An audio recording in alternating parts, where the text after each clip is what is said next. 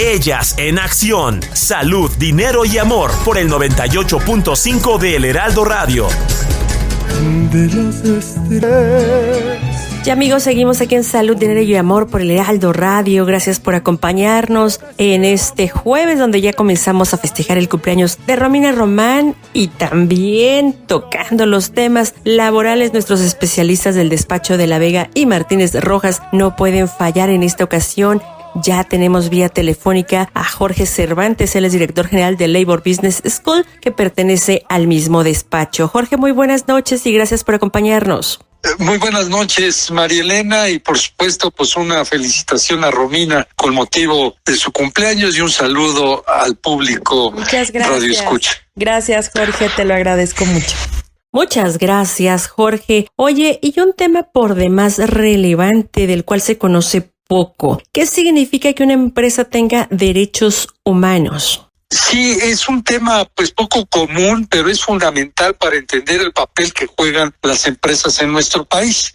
Contestando directamente tu pregunta, ¿qué significa esto? Pues es que ciertas garantías fundamentales, que así es como lo define casi el aspecto doctrinal, sí, derechos humanos, pero también garantías fundamentales como el derecho al debido proceso, a la propiedad privada, a la legalidad, al acceso a los tribunales, están protegiendo a las empresas morales, a las empresas, las personas morales. Es decir, las empresas siempre tienen ese derecho y siempre y cuando pues sea compatible con la naturaleza jurídica de lo que están realizando. Entonces, es importante que tengamos siempre en cuenta que estas personas morales o las empresas, para decirlo de una manera más sencilla, cuentan con estos derechos fundamentales o derechos humanos. Jorge, muy buenas noches. Te saluda Romina Román. ¿Y qué tantas empresas aplican este tema de los derechos humanos y cómo puede lograrlo? ¿Cómo puede aplicar y tener este tema arraigado? Sí, prácticamente es para todas las personas morales, para todas las empresas, sean chicas, sean grandes, todas estas tienen sus derechos fundamentales. También es importante señalar que, bueno, algunas por la misma actividad que realizan, pues estarán un poco más atentas a ello, pero lo relevante para los radioescuchas es de que efectivamente tengan en su mente que les asiste esta razón, es decir, que todas estas personas morales puedan tener acceso a esta justicia, a este debido proceso, a la propiedad privada y lo puedan reclamar en el momento en que lo consideren conveniente. Oye, Jorge, pero ¿existen argumentos, existen criterios o argumentos jurídicos de ello?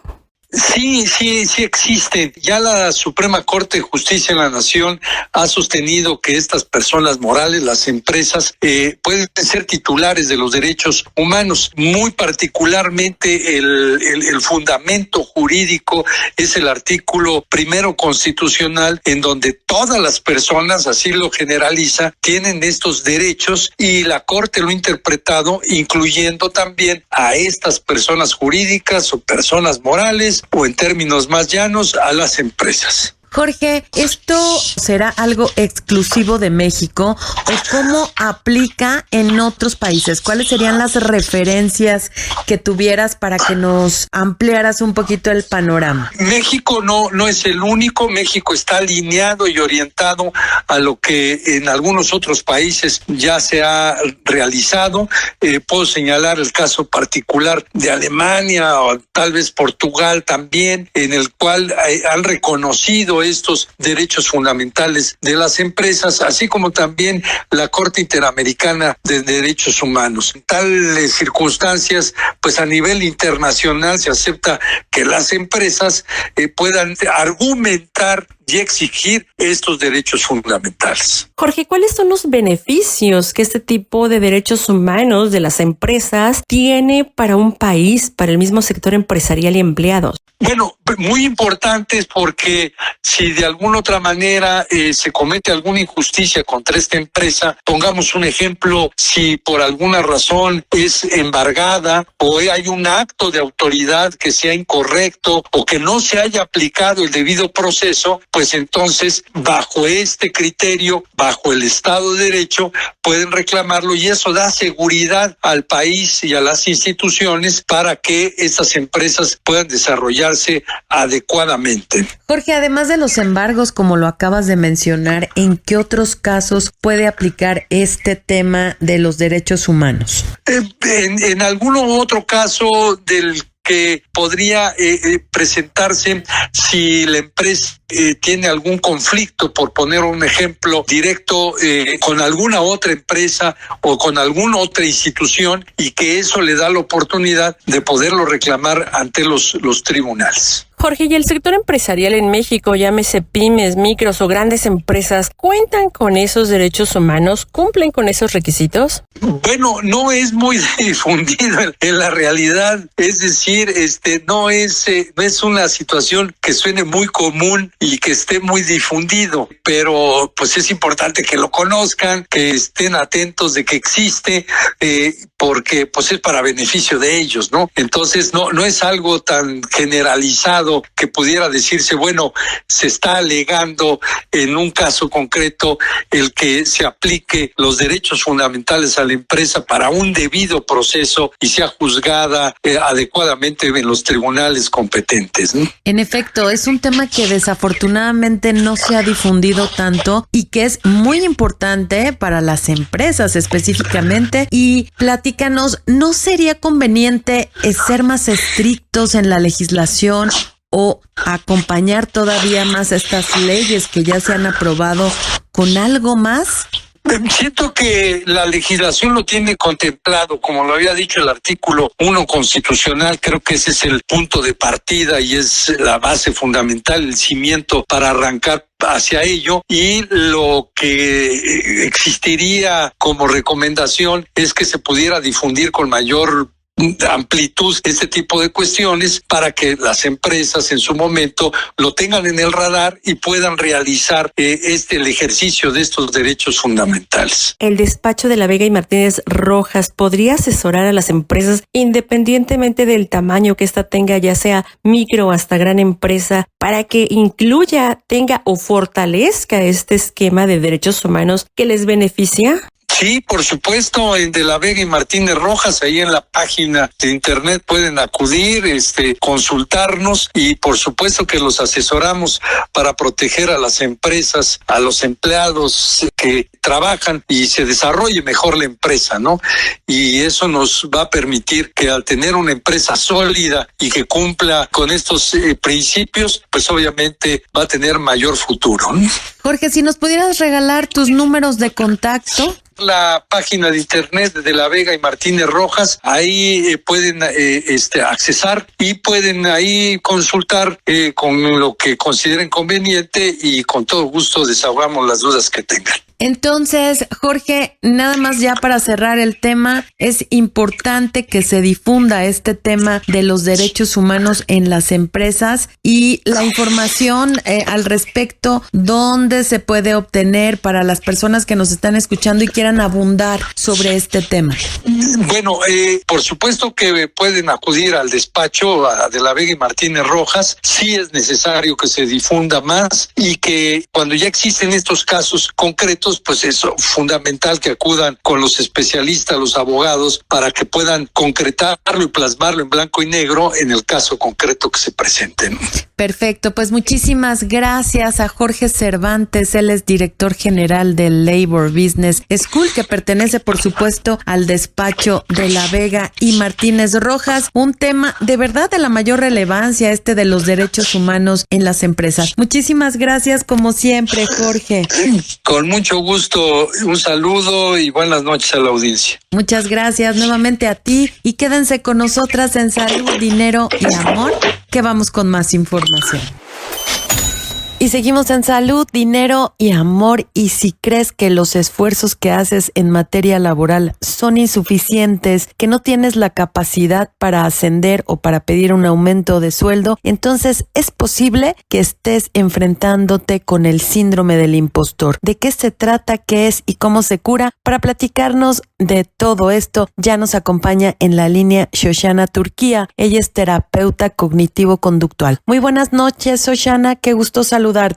Buenas noches, el placer es mío. Y el síndrome del impostor, pues es un problema que yo lo considero como una epidemia, porque 7 de cada 10 personas en algún momento se sienten inadecuados, que no tienen los conocimientos suficientes, que no se han preparado lo suficiente, que no son tan inteligentes, tan hábiles para cubrir el rol que tienen frente a ellos o frente a ellas. El síndrome del impostor, desde la perspectiva donde yo lo ubico, no es falta de autoestima. Necesariamente es la falsa percepción de que nuestras herramientas, nuestro conocimiento y nuestra inteligencia no son suficientes para cumplir cabalmente con una tarea, una función o tomar un reto o una oportunidad que la vida nos presenta. ¿Por qué se da el síndrome del impostor? Sin duda tiene elementos privados, individuales del ser humano, pero también tiene contextos sociales, familiares importantes que tenemos que decirle a la gente: oye, no todo está en tus manos, no todo es tu responsabilidad.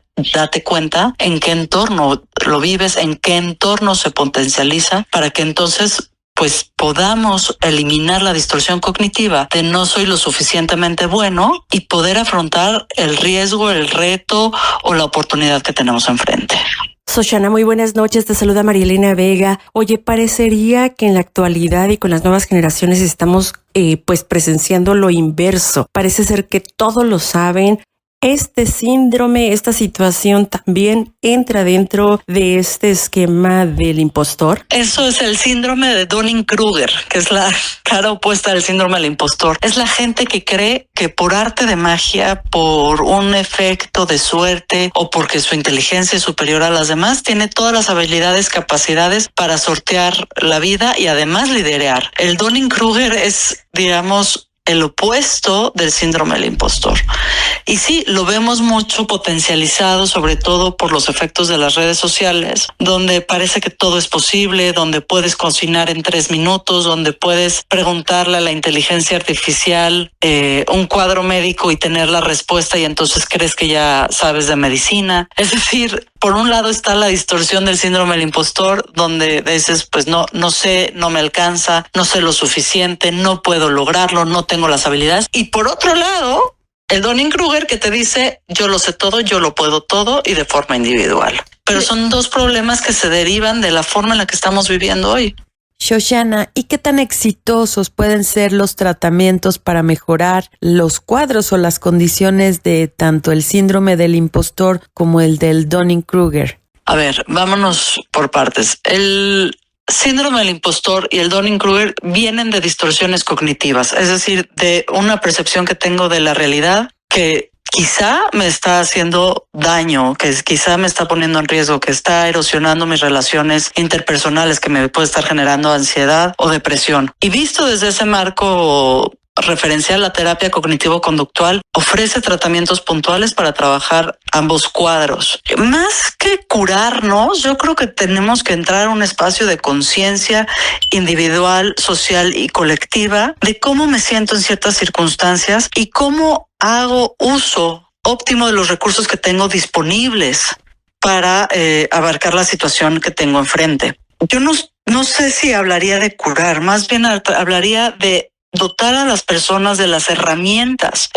psicológicas y sociales para abordar espacios donde o sienten que no tienen los recursos, que no tienen los talentos, que no tienen el conocimiento, a pesar de que son los que más han estudiado, que a pesar de que son los que más saben del tema, a pesar de que son los que más se han esforzado, con resultados comprobables, o en el caso de Dunning-Kruger, pues que lo tiran a suertes, ¿no? Y que hacen que pues otras personas les salven el cuello porque también están involucrados en el mismo equipo de trabajo o en la misma empresa o en la misma institución. Shoshana, ¿cómo detectar si estamos o tenemos un síndrome o el otro o que alguien lo tiene para entonces poder ayudarle? Hay un test buenísimo. Les voy a dar algunas de las preguntas del test. Por ejemplo, ¿has tenido éxito en un examen, en una prueba, en una oportunidad, pero antes de hacerla te estabas muriendo de miedo, tenías pánico? ¿Sientes que de repente das la impresión de que eres más competente de lo que realmente te sientes? Es posible que estés evitando evaluaciones y tienes miedo a que otros te evalúen, aunque eso podría suponer un ascenso en el trabajo o mejoras laborales. ¿O cómo te sientes cuando la gente te alaba por algo que has logrado y quizá tengas un poquito de temor de no cumplir sus expectativas en el futuro? ¿Piensas, por ejemplo, que tu posición actual o el éxito que tienes se debe porque estabas en el momento correcto, en el lugar correcto y las personas adecuadas? Es decir, que es solamente porque tuviste suerte. Y estas son algunas de las preguntas que tenemos disponibles los terapeutas cognitivo-conductuales para evaluar si las personas con las que estamos trabajando tienen o no el síndrome del impostor. En dado caso que identifiquemos con los consultantes que sí está, pues empezamos un tratamiento primero, pues evaluamos qué herramientas tienen, qué conocimientos tienen, cuáles son los que realmente les hace falta, porque hay una parte de las personas que sufren el síndrome del impostor que todo el tiempo necesitan ir por el próximo título, el próximo diplomado, el próximo curso para ver si ahora sí se atreven, ¿no? También analizamos el entorno. Hay personas que incluso tienen que ser aprobadas día con día, que todo mundo o alguien le tiene que decir lo hiciste bien. ¿Esto entra dentro de estos o de cualquiera de estos dos síndromes que nos estás platicando, Shoshana? Esa necesidad de reafirmación a alguien que está sufriendo del síndrome del impostor no le alcanza. Porque la duda no viene de afuera, la duda viene de adentro. Es decir, la persona cree que está mintiéndole a los demás. Por eso se llama síndrome del impostor, porque estoy siendo un impostor en el espacio de trabajo, en el deporte, en la ciencia, en el área que yo me estoy desarrollando. Creo que estoy engañando a los demás. Entonces, si llega alguien y me dice, tu trabajo de hoy estuvo extraordinario, y la persona está sufriendo de síndrome del impostor, va a pensar, hay otro que lo engañé. Dios mío. Y entonces crece la culpa y crece la vergüenza, porque cree que está engañando a los demás, no que ese reconocimiento es real. Shoshana, y en el lado opuesto de este síndrome del impostor hay personas evidentemente que también siempre suben todas sus redes sociales, quieren todo el reconocimiento, siempre creen que tienen la razón en todo lo que hacen, en todo lo que dicen y evidentemente, bueno, pues se sienten superiores. Aquí, ¿cómo se debe de trabajar este tema? Bueno, yo creo que todos tenemos de algún modo parte de, ¿no? O sea, en mi caso, luego a veces siempre creo que tengo la razón.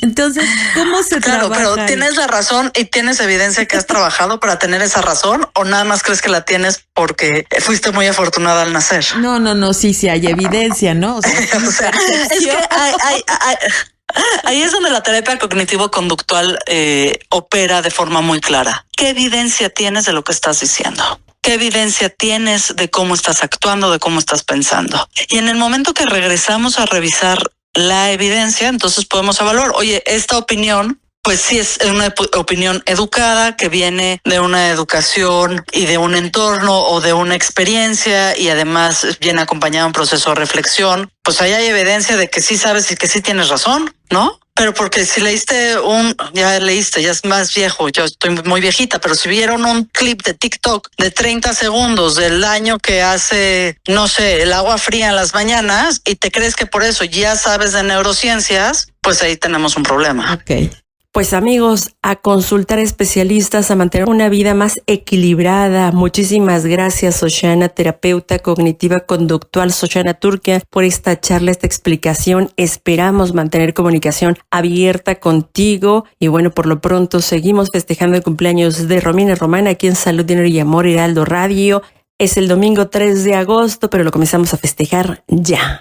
Buenas noches y pues si ya llegaste donde estás, pues alguna cosa bien hiciste, ¿no?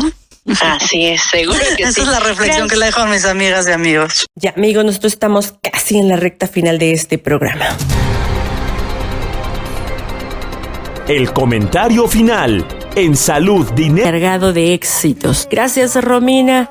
Y amigos, siguen llegando muchos mensajes que podrían ser estafas, así que a dejar de abrir cosas que vienen de supuestos bancos, si le atinan o no le atinan, porque eso es una realidad, a tu institución financiera, es mejor que tú seas quien voltee a ver a esta institución. También están llegando mensajes de que debes pues algunas plataformas, servicios de plataformas. Más vale que seas tú quien abras la plataforma en una computadora o en un aparato móvil, pero que seas tú con tus claves para verificar y checar que todo esté en orden. No vayas a caer en una liga fácil que puede ser un gran susto y puede robarte tus ahorros o tu identidad, que cualquiera de las dos es delicada. Si todavía no regresas de vacaciones, no publiques, de verdad, no publiques dónde estás. Los amantes de lo ajeno hacen su agosto en este tipo de vacaciones tan grandes. Gracias por habernos acompañado. Pase un buen fin de semana y el próximo lunes aquí lo esperamos en Salud, Dinero y Amor. Por lo pronto, Romina Román, amiga, un nuevo abrazo, muchas felicidades. Feliz cumpleaños, que este domingo 3 de agosto comience una nueva aventura en tu vida cargada de muchos éxitos.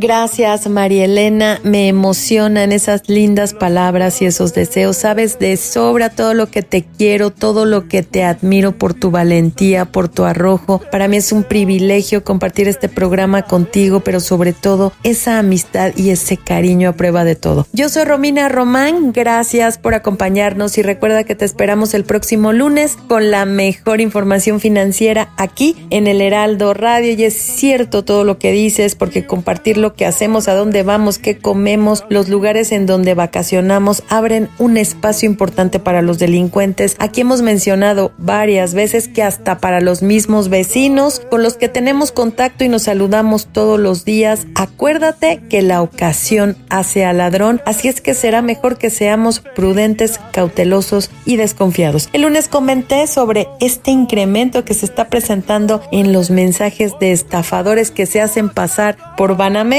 Hay que tener mucha precaución. Lo mismo con el famoso paquete de Amazon que está tomando fuerza otra vez, esperando tomar por sorpresa a las personas que están fuera de la ciudad. No hay que creer en nada y siempre será mejor colgar y denunciar. Gracias en los controles y en la producción a mi querido amigo Martín el Capi Quirino, que fue su cumpleaños ayer y todavía sigue festejando. Gracias nuevamente a ustedes por escucharnos. Que pasen un maravilloso fin de semana, diviértanse y disfruten a los amigos y a la familia, pero también hay que cuidarse. Por lo pronto, a María Elena Vega y a una amiga y servidora, Romina Román, no nos resta más que desearles salud, dinero y amor.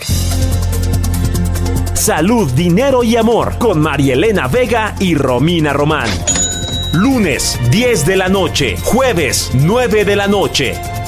Sigue teniendo una excelente noche en el 98.5 de El Heraldo Radio.